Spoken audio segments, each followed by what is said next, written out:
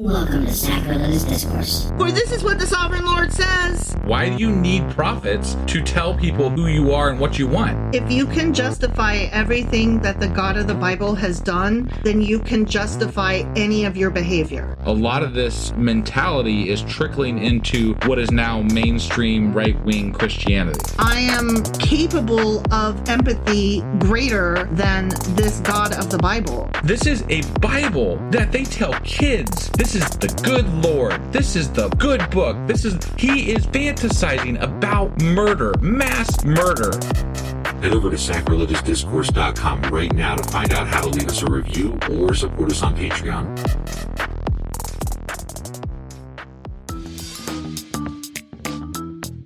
Hey there, sinners and saints. It's your favorite Bible-bashing duo from Sacrilegious Discourse, and we need your help. That's right, folks. We're raising funds for some heavenly equipment and a studio that doesn't sound like it's in the depths of hell. Our current setup, let's just say it's more apocalypse than audiophile. So if you want to hear us dissect the Bible without the background noise of demonic squirrels, chip in a few bucks. We're aiming for $5,000 to upgrade our audio and build a studio worthy of blasphemous banter. Donate today and help us spread the good word of atheism. You can find a link right on our homepage, sacrilegiousdiscourse.com. Every dollar counts. Even if it's from your collection plate.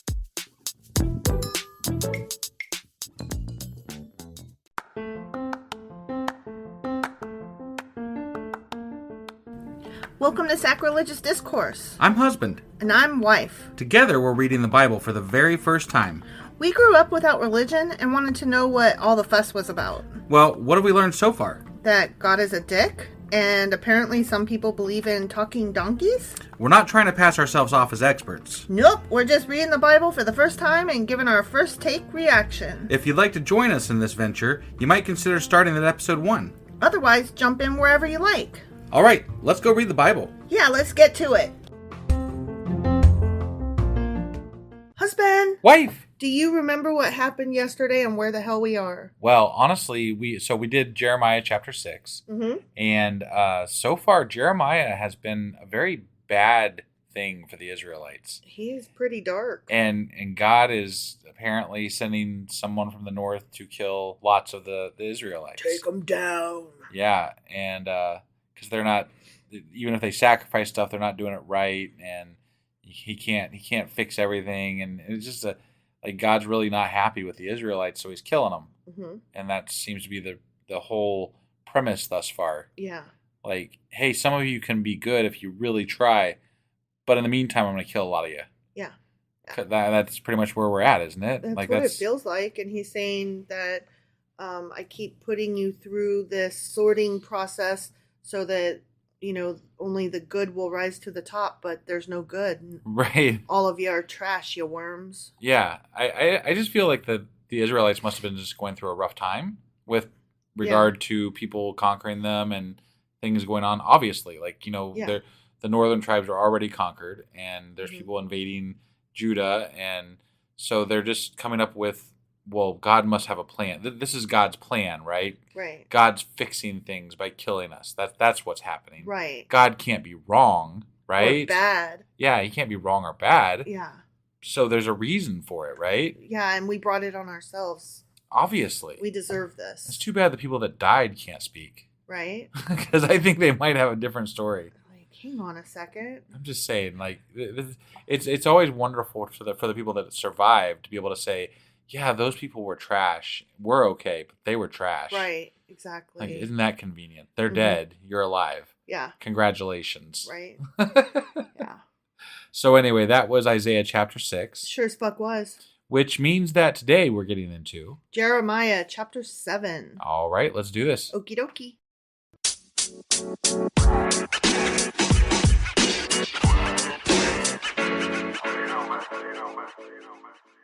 All right, we are jumping into, not Isaiah, Jeremiah chapter 7. Why? Because we just got done talking about it, because I literally tried to type Isaiah when I was saving the intro before we jumped into the meat of this here. Yeah. And so we were just talking about Isaiah, but it's hard when we transition books. It's really hard. Yeah, it is. Because you're so. How long? It was a month and a half. We did Isaiah. Isaiah, yeah. And so you get so used to being in Isaiah that you're like, Well, obviously we're still in Isaiah, but no, we're in Jeremiah. Yeah. And I was saying that earlier today, I wrote the year 2023 instead of 24. Yeah. So, Yeah. yeah. We're failing. I don't transition very well. All All right. Jeremiah chapter 7. right. This is the word that came to Jeremiah from the Lord. Just a word? The words. Oh, but, okay. The message. This is the word. Okay. The Got it. message. Yeah. Okay. Yep. So now this is Jeremiah speaking for God. Okay. God's talking now. Yeah. Stand at the gate of the Lord's house and there proclaim this message. So Okay. now Jeremiah is speaking for God, telling Jeremiah to say the following words. From like the temple or something. Right. Okay. The Lord's house. Yeah. Right. Hear the word of the Lord, all you people of Judah who come through these gates to worship the Lord. This is what the Lord Almighty, the God of Israel, says. Reform your ways and your actions, and I will let you live in this place. Okay? Yeah, just follow my rules and you don't die. Yeah. Which sounds like if you were doing something atrocious, right? I could see it would have to be really fucking bad. Really fucking bad. But I don't feel like what they are doing wrong necessarily justifies dying. Yes and no. From the notes, they're doing a lot of child sacrifice. Yeah, okay. But the things he's complaining about in the Bible are that they're sacrificing things wrong and not with their full heart towards Yahweh. And he's complaining about the fact that they aren't fearful of Yahweh. And the complaints are, he's talking about those more than the fact that they're doing child sacrifice. Right. This isn't like a moral quandary here. This is about God not being worshipped enough. Right. That's what this is about. Yeah. And that's not a reason to murder people. Right. No matter how you cut it. Because the way he's phrasing it is, you shouldn't worship those gods, you should worship me. When really what he should be saying is, you shouldn't be worshiping anybody who has you sacrifice children. Right. And if they were saying that, this would make, to me, it would make a lot better sense. It would be a lot more meaningful in what they're saying, because it sounds as it's a moral issue at that point. It's a question of whether what you're doing with these other gods is correct or not. Yeah. But no, it's nothing to do with correctness. It has to do with how much you have to beg and plead and love and fear this God. That's all it is. He's saying, worship me, fear me, bend on knee and kiss the ring, and also stop worshiping other gods and killing children. And honestly, when you read this stuff and you tell me that these apologists are saying that they were apologists and historians and whatever are saying that scholars are saying that they were, in these other religions, these other gods were having them sacrifice children. That's horrible from our modern perspective, right? Obviously. That's awful. And we could even go so far as to say maybe it was awful back then to certain groups of people. But these people grew up with this being how they lived. And this does not excuse child sacrifice. There's no excuse for that. But where am I going with this? It almost sounded like you were about to say they didn't know any better. No. I'm saying that in the Bible, it doesn't tell us that they are doing these things. These are not the reasons that we're given, right? So the historians, the scholars, the apologists especially, are finding these other reasons in history and using them as a reason possibly as to why it's okay. I'm going to push back on that. Okay, all right. I'm going to push back on that because the apologists, yes, they are bending all the truths and looking for reasons. The historians, scholars, and academics, they are not. They are telling you these are the things that were happening at that time that you're not going to find in the Bible. Correct. Yeah. No, I'm not saying that they were saying that for spin reasons. I'm saying that because the only people that are pitching this as a reason as to why God doesn't like what they're doing are going to be your apologists. A historian or scholar doesn't give a fuck what the reasons are. They're just telling you what it was and how it was. Yeah. The ones that are telling you this is why God didn't like it. Right. That's not in the Bible. Right. That is them spinning the fact that these things happened into a reason why. It's apologists using the work of historians and scholars Right. to interpret the Bible in such a way as that it fits their mold. Yeah. And that's what you protest. That's okay. what I protest. Okay, sorry. I wasn't following and just wanted to clarify. Yeah, no, I mean, I was going to get there eventually, but it would have been, yeah. Got it. Okay. Yeah, the apologists suck. Ultimately. Always, yeah. Do not trust in deceptive words and say, "This is the temple of the Lord, the temple of the Lord, the temple of the Lord." Okay. Lord. If you really change your ways and your actions and deal with each other justly, if you do not oppress the foreigner, the fatherless, or the widow, and do not shed innocent blood in this place, and if you do not follow other gods to your own harm, then I will let you live in this place, in the land I gave your ancestors forever and ever. Now, I have to say, that kind of covered some of that I was just talking about, so. Yeah, what's interesting is that in my notes, what he just covered in that one sentence was 6 of the 10 commandments. Oh. Yeah. Okay. All right. So he's saying, you're breaking so many fucking rules. Right. So. Yeah. But look, you are trusting in deceptive words that are worthless. Will you steal and commit murder, commit adultery and perjury, burn incense to Baal, and follow other gods you have not known? See, he's covering more 10 Commandments stuff. Yeah. And then come and stand before me in this house which bears my name and say, "We are safe to do all these detestable things." Has this house which bears my name become a den of robbers to you? But I have been watching, declares the Lord.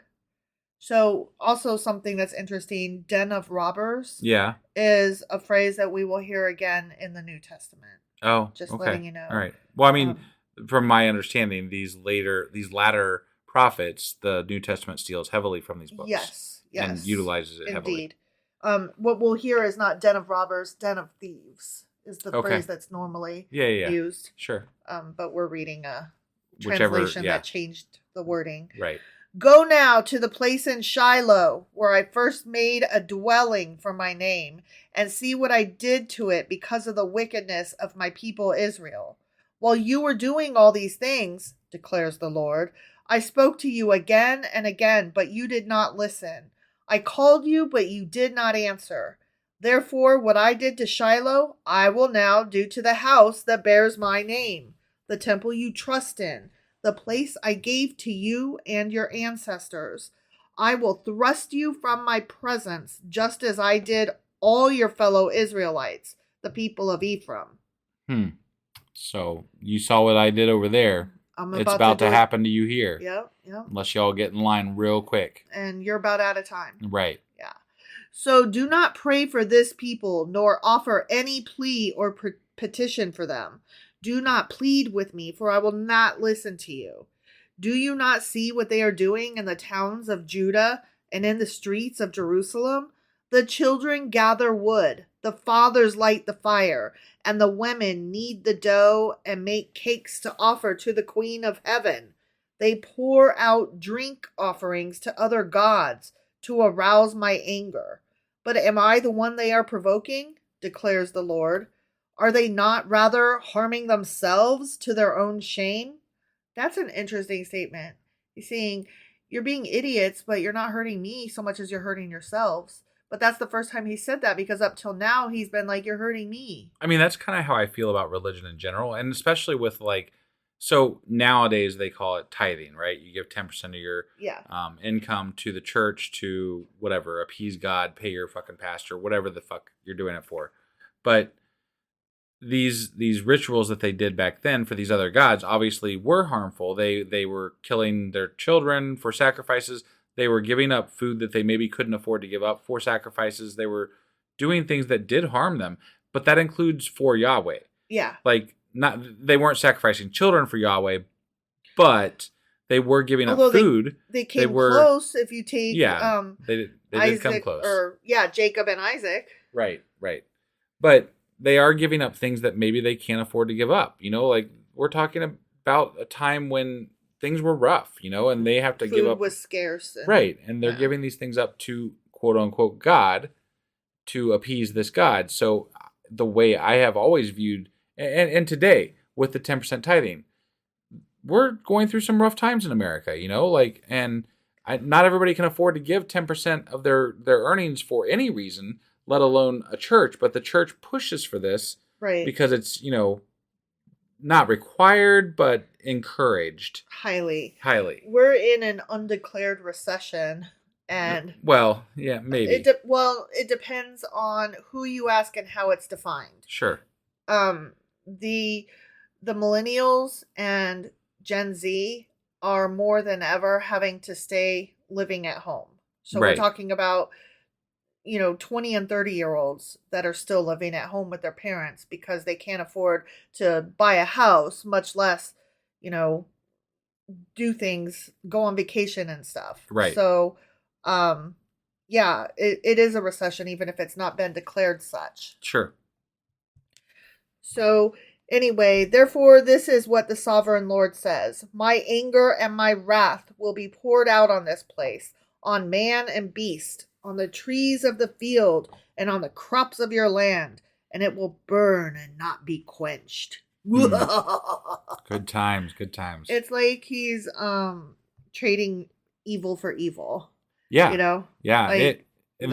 I hear what you're saying, but man, you got it so wrong. Well, and just in these last, I don't remember if it was Jeremiah or if it was the last book in Isaiah, but between the book that we're currently reading in Isaiah, God has come across as very almost Satan-ishy evil. Yeah. He's just very mean. Relishing in his murder of his own people. Yeah. He almost enjoys it sometimes. Yeah. And I'm like, whoa, man. Yeah. Chill. You're not supposed to get off on this guy. Right. Okay, so we're in a new section now. Okay, yep. This is what the Lord Almighty, the God of Israel, says. Go ahead, add your burnt offerings to your other sacrifices and eat the meat yourselves.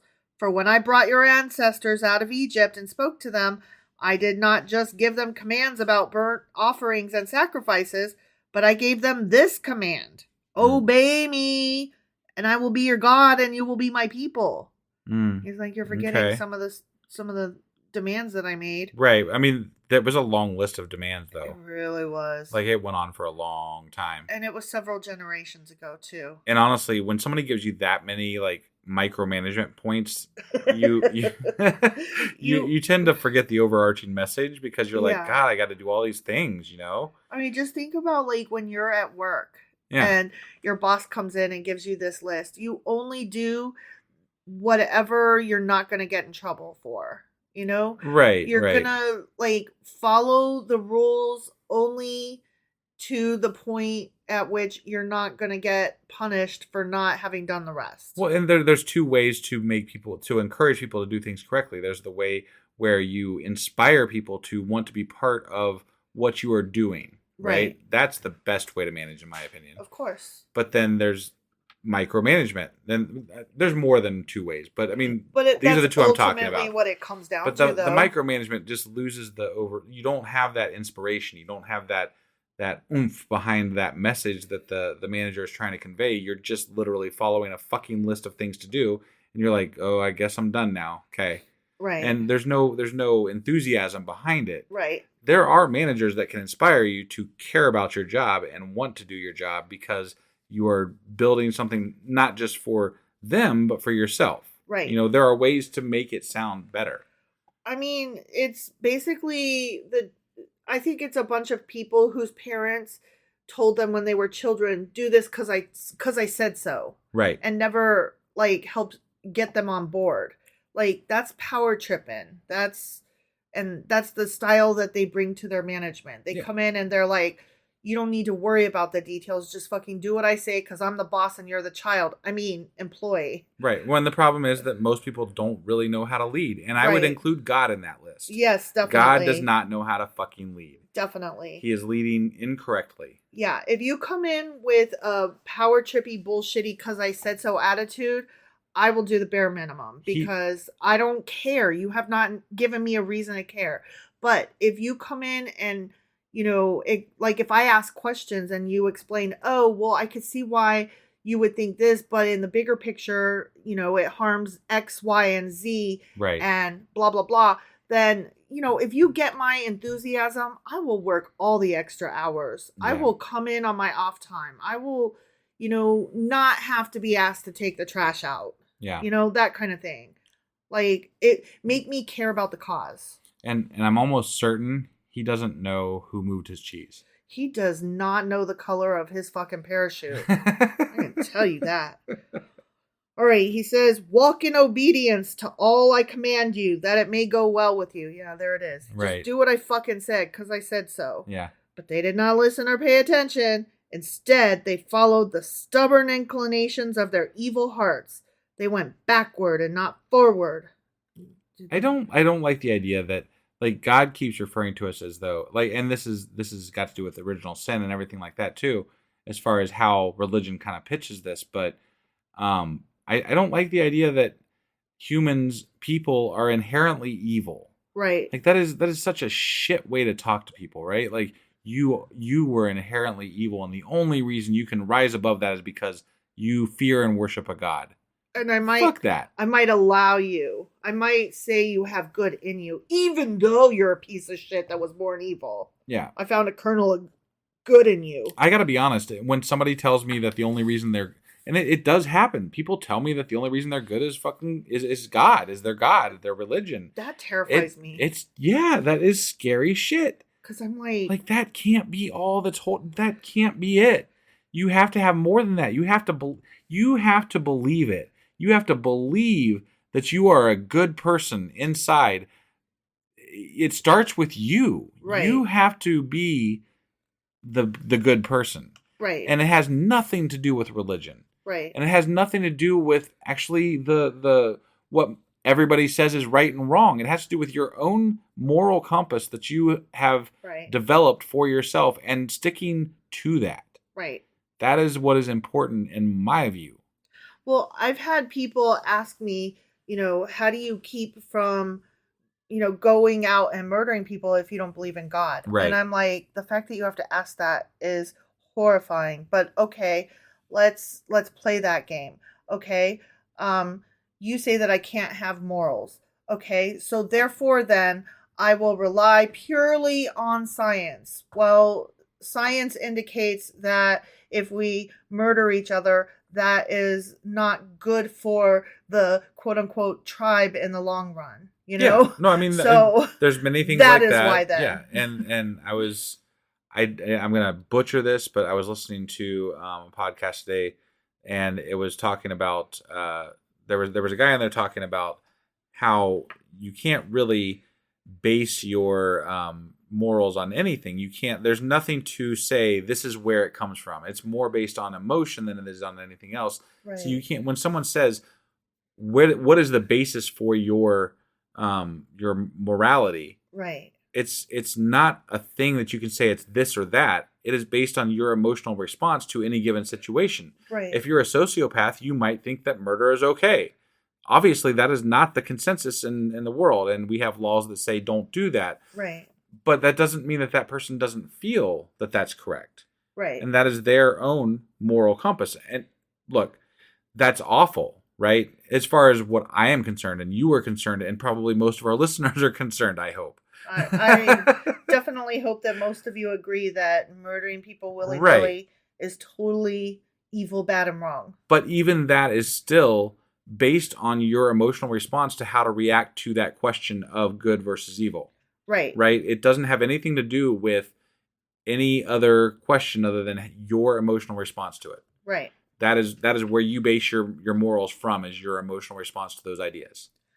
Yes and no. I mean, I would say my argument that, and it's bad for the tribe overall, that's a logical. No, and there's a whole other statement. argument that I've read that is based on historical morality or evolutionary morality. Right. And that's what I'm leaning into. Sure. Like if you are going to say that I'm not allowed to have an emotional response because I don't believe in God, and that would be the only emotional response that they will allow, okay, then I guess I'll give you the evolutionary scientific reason that I don't go out and fucking kill people, okay? Right. I'm not allowed to have my own moral compass that says that because you you religious people have taken that from me. Fine. Here's why. There's a logical reason not to, on top of your stupid, whiny baby, God said not to. But the truth is, even when they're telling you that they have a basis for their morality, it's based on their idea of what God is and their feelings about what God is. It has nothing to do with any facts. There are no facts there. They don't actually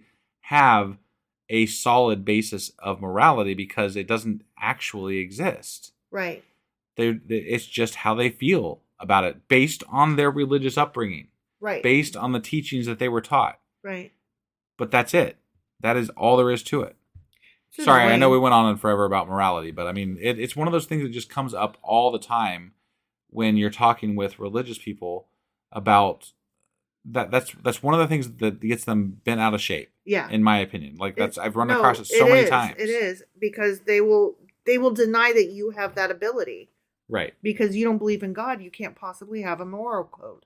Yeah. You can't possibly understand right from wrong. Right. And I'm like, really? Because I'm pretty sure that if you did some research, it's more religious people than not that are out there being pedophiles. Right.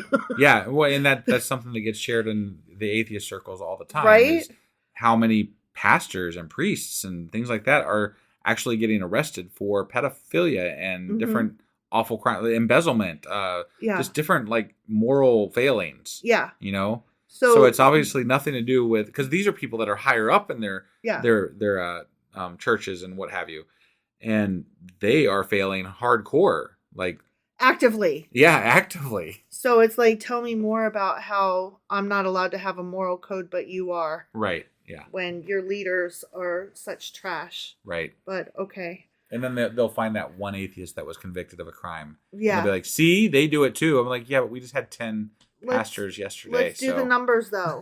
Can we play the numbers game? Right. Yes, there are assholes in every color and every shade and every inclination, but the numbers do bear out that you guys suck more. It feels that way anyway. I would be willing to bet. I would be willing to bet as well. Yes. Okay. And now that betting is legal in Ohio, we can do that, I guess. Oh my God. Okay, let me go off on a tangent real quick.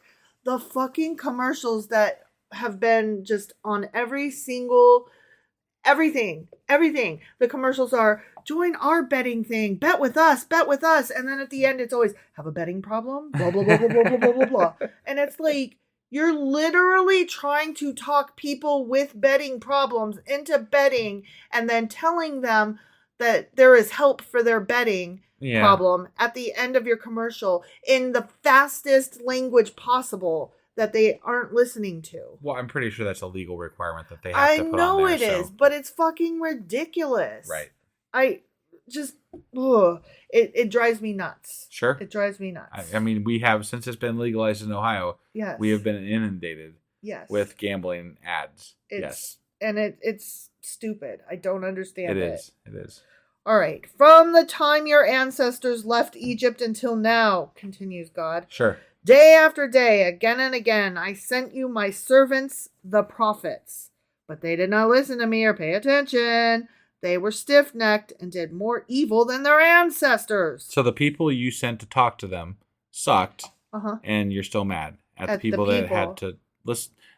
Again, we've said this before, but if you're supposed to listen to these guys because they are the ones talking to you, because you don't talk to everybody. Right, you only talk to your prophets. If these are the ones talking to you and they suck, then there's bigger issues here, and you probably shouldn't kill everybody because you start at the top, guy. Your guys that were in charge of delivering your message failed. Right. So shoot the messenger. Right. In this case, yeah. When you tell them all this, they will not listen to you. When you call to them, they will not answer. Therefore, say to them, this is the nation that has not obeyed the Lord its God or responded to correction. Truth has perished. It has vanished from their lips. Cut off your hair and throw it away. Take up a lament on the barren heights, for the Lord has rejected and abandoned this generation that is under his wrath. Okay, I just have to say, cut off your hair and throw it away is a bad idea, because we saw in an episode recently of Star Trek Voyager that you should keep your hair just in case you need to light a fire with it. Oh, yeah, that's right. Captain Yeah, Janeway cut off some of her beautiful hair as fodder for Chakotay to start a fire. Yep, that's true. So don't cut off your hair, guys. You might need it. Just stuff it in like a bag somewhere. Yeah, you never know when you're going to need some dead hair. Yeah, yeah, it's true. The people of Judah have done evil in my eyes, declares the Lord. Yes, we know. Right? Told us multiple times. They have set up their detestable idols in the house that bears my name and have defiled it. Roar. Man, the idols are in the temple? Okay, that is wow. pretty. That's brazen. That's pretty risky. Yeah. That's ballsy, if you will. Yeah. They have built the high places of Topheth in the valley of Ben Hinnom to burn their sons and daughters in the fire. Oh, wow. Okay. Well, so I take back some. I take back some of the stuff I said earlier because he is calling them out for this stuff now. Because the valley of Ben Hinnom is what eventually becomes Gehenna. Right. Because it starts out as Gen Hinnom, and then that becomes Gehenna. Got it. So, like, however the language translates eventually down the line. Sure. Something I did not command, nor did it enter my mind. So beware, the days are coming, declares the Lord, when people will no longer call it Topheth or the valley of Ben Hinnom, but the valley of slaughter. Oh. For they will bury the dead in Topheth until there is no more room. Okay. Yeah. All right. Yeah. Then the carcasses of this people will become food for the birds and the wild animals. This is gross. Yeah. And there will be no one to frighten them away. No scarecrows. Right. You don't want to walk through a valley of shadow of death of piles of bodies. Right. And erect a scarecrow. Yeah. Yeah. Yeah. I will bring an end to the sounds of joy and gladness and to the voices of bride and bridegroom in the towns of Judah and the streets of Jerusalem, for the land will become desolate. The end. He keeps tossing these little nuggets of possible redemption. Right. Of if you just say this, if you just do this, if you just bow to me, then I will save you, right? Mm-hmm. But it always ends, like every chapter with Jeremiah so far has been just this like, and I'm going to kill y'all. Yeah. You're all fucked. Yeah. You guys have fucked up so hard. There is no redemption. There is no fixing this. Die. You're all fucked. Die. Yeah. Die. And this Jeremiah, he's like a doom and gloom prophet. He just like is up there saying, y'all have messed up and God's going to kill us all. And we've said it before. He's the guy with the sandwich board, ringing the bell, walking around going, the end is nigh, the end is nigh. But, those guys are sometimes more popular. Like, I swear, like, even today, people like the end of the world prophets. Like, they're like, they flock to them. They're like, oh, yeah, the end of the world. That's awesome. Like, what? Wait, why is that fucking awesome? Because they believe in the world to come and the apocalypse and the thing where the people get raptured up. Rapture. Yeah. Sorry, I was eluding me for a minute there. Yeah. But I can't wrap my head around it. I really can't. I can a little bit because, like, whenever let's go back to the pandemic. When the pandemic was starting and it was overseas, and I saw it coming. And I was telling you and my sister and all of our family, we need to start stocking up on masks and gloves and hand sanitizer right now. And get some toilet paper too, because this shit is coming here. And everybody was like poo-pooing me. But I was like, I don't want to say excited, but I was like I was the guy with the sandwich board. I was like, it's coming. It really is. I'm watching it spread. We need to get this stuff. And then everybody was like poo-pooing me. And then I was like, I saw the grocery store. Everybody else was starting to buy the stuff and the shelves were empty.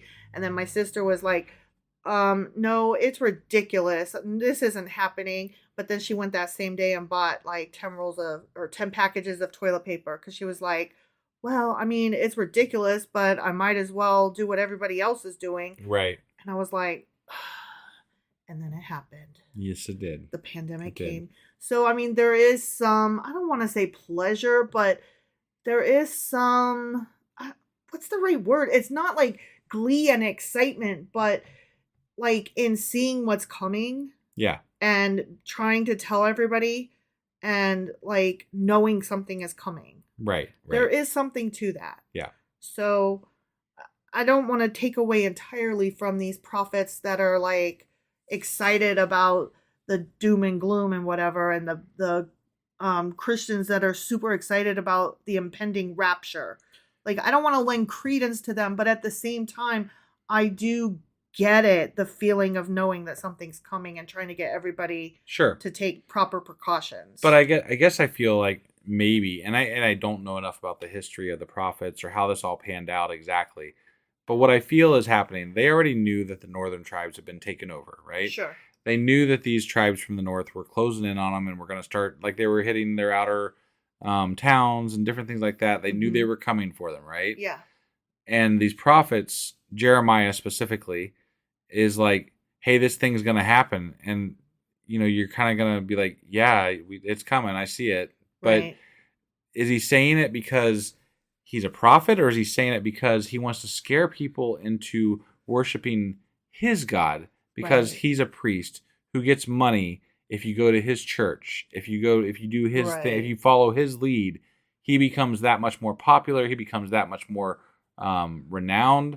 He, you know, there's so much. There's a benefit here for him to scare people straight. That's true. Right? That is true. So I just have to believe that part of this is a sales pitch more than it is, you know, actual prophecy or actual That's true. Words of God. Right, So, because like I wasn't getting anything out of telling everybody. I think the pandemic might be for real this time, right. y'all. And this is what I don't know that Jeremiah was getting paid for doing. Like, I don't know that it made a difference to his pocketbook, but I could believe that would possibly be the case. Right. You know. Yeah. So I don't want to say that with conviction that I knew that was going on. Especially when we know that he came from a wealthy family. Right. But wealthy people like to get more wealthy. Sure, that is true. You know. That is true. Yeah. No, you're absolutely 100% right. So, let me give you a couple of notes that I came up with. All right. So, chapters 7 through 10, which is where we are, constitute an address delivered by Jeremiah at the gate of the temple in Jerusalem. Right. Which they said at the beginning of this chapter. Sure. But I just wanted to put it out there that the next few chapters this is all going to be at the gate. This is still okay. All right. Jeremiah at the gate. Got it. Yeah. Jeremiah's address has been dated to the beginning of the reign of King Joachim in 608 to 607 BCE. Oh, so he didn't reign very long. 1 year. No, I don't know how long he reigned. Okay. I'm saying that the beginning of his reign was 608 to 607-ish. Okay. And that's when this address is supposed to have taken place. I gotcha. Okay. And further down, let me see. I already talked about the 6 of the 10 commandments that he accused the people of breaking. Yep. Okay. Now going down to the Tophet. Tophet, you know, that was in the same sentence as the Valley of Hinnom. Right. Okay. Tophet was originally not a local name, but a descriptive epithet meaning a thing spat upon and loathed. So it is probably analogous to all the mentions of high places of Baal. Okay. Okay. These are places established by historians as sites of child sacrifice. Like we have found actual graves of I'm never trying to discount the fact that actually happened and was a thing. No, I know. I'm just telling you, like, based this part is in my notes here. Sure. Thus Jeremiah's comment that the worshippers of Baal had, quote, filled this place with the blood of innocents is extremely literal. Got it. Like, he wasn't just being hyperbolic. Right. It was like, you guys literally are killing children on sacred, holy ground. Got it. And that is gross. Yeah. And it's like, no. It's gross whether it's on sacred, holy ground or right, not. Yeah. Killing children is always bad. Yeah. Period. The end. Right. Full stop. I think maybe you're not saying the message right. Yeah. Maybe that's why. Some of those the moral messaging gets lost in right? how they say these things in Like, the Bible. Stop killing the children here. No, stop killing the children, period. Yeah, and that's Period. it's just a bad thing. Yeah. Just say that. Yeah. Yeah. Not just don't do it in the high places, not just don't do it for Baal, not just don't do it in the places that are given over to Yahweh. Right. Don't kill children. Yeah. For anybody, anywhere. Right. Yeah. So anyway. Yeah, come on, God, just condemn it. Yeah. You know? Come out. Come right out and say it. Like, not for me, not for them, not for nobody, nowhere. Don't kill the children. Right. Shouldn't be that hard. Fearing you is not as important as stopping killing children. That's what I think. You know? That is what I think. Right. I agree. That gets lost in all of this. It does. It does, very much so. I really don't appreciate it. Yeah. You got any more notes for us, or was that it? That's it. All right. Well, that was Jeremiah chapter 7. Correct. Which means that tomorrow we'll be back with Jeremiah chapter 8. All right. We'll see you guys then. Bye.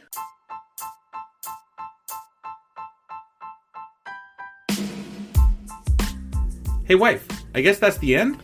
But husband, that's just sad. It doesn't have to be. We are on lots of social media platforms like Twitter. Our handle there is sacrilegious_D. For D's nuts. Oh my God. Stop doing that. Anyway, we're also on Facebook, Instagram, and Pinterest. There's a link to all of our social media sites at our website. Ooh, we have a website? Yeah, it's sacrilegiousdiscourse.com, where you can also find a link to our merch shop. We have a merch shop? Yep, we have podcast-themed clothing, mugs, notebooks, and more, as well as an atheist and science-themed products. Wow, our fans should really go check that out right now. Definitely. They can get in touch with us by sending an email to sacrilegiousdiscourse@gmail.com. But before they do that, we could really use some help. Oh yeah? With what? Well, it's not free running the podcast, and we need some financial support in order to get better equipment, which will free up time so we can concentrate on our podcast and our fans. Okay, so what should they do? Head over to patreon.com/sacrilegiousdiscourse and sign up as a contributor on our podcast. Supporters there receive additional bi-weekly episodes that we record just for our Patreon members for as little as $2 a month. Also, we'd really appreciate it if you would like and subscribe on whatever platform you're using. And Apple Podcast reviews help us out tremendously. Like and subscribe. Leave an Apple review. Join us on Twitter. Support us on Patreon. That's a lot of instructions. Don't forget to say thanks. Thanks. Okay, bye.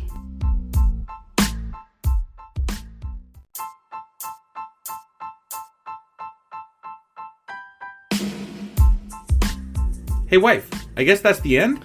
But husband, that's just sad. It doesn't have to be. We are on lots of social media platforms like Twitter.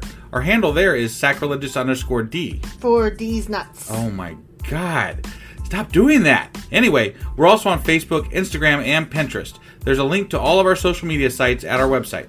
Ooh, we have a website? Yeah, it's sacrilegiousdiscourse.com, where you can also find a link to our merch shop. We have a merch shop? Yep, we have podcast-themed clothing, mugs, notebooks, and more, as well as an atheist and science-themed products. Wow, our fans should really go check that out right now. Definitely. They can get in touch with us by sending an email to sacrilegiousdiscourse@gmail.com. But before they do that, we could really use some help. Oh yeah? With what? Well, it's not free running the podcast, and we need some financial support in order to get better equipment, which will free up time so we can concentrate on our podcast and our fans. Okay, so what should they do? Head over to patreon.com/sacrilegiousdiscourse and sign up as a contributor on our podcast. Supporters there receive additional bi-weekly episodes that we record just for our Patreon members for as little as $2 a month. Also, we'd really appreciate it if you would like and subscribe on whatever platform you're using. And Apple Podcast reviews help us out tremendously. Like and subscribe. Leave an Apple review. Join us on Twitter. Support us on Patreon. That's a lot of instructions. Don't forget to say thanks. Thanks. Okay, bye.